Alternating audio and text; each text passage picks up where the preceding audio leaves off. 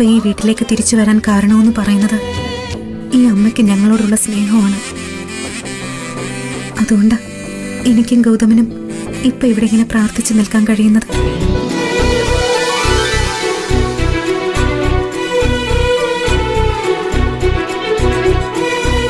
ഈ അമ്മയ്ക്ക് എല്ലാ നന്മകളും ഉണ്ടാവണേ.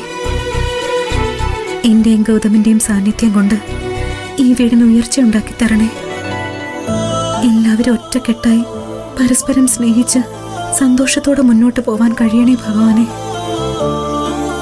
എന്റെ ആ വീഡിയോ ഷൂട്ട് ചെയ്ത് വെച്ചിട്ടാ ഇവളെന്നെ ബ്ലാക്ക്മെയിൽ ചെയ്യുന്നത്. ഇവളെ തളയ്ക്കാനുള്ള ഒരു വഴി എനിക്ക് കാണിച്ചു തരണേ ഭഗവാനെ.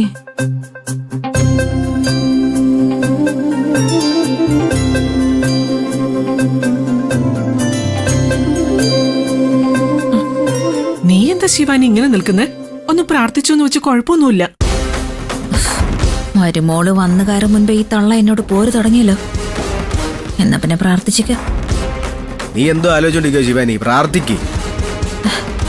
എന്താ പ്രാർത്ഥിക്കേണ്ടെന്ന് ആലോചിക്കായിരുന്നു.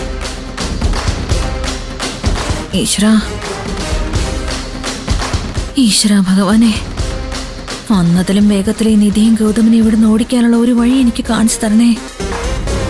ഈ കുടുംബം മുഴുവൻ അടിച്ച് പിരിഞ്ഞ് പല വഴിക്കാവാനും ഒടുവിൽ എല്ലാ സത്തും എന്റെ കയ്യിലെത്താനും അനുഗ്രഹിക്കണേ ദൈവമേ.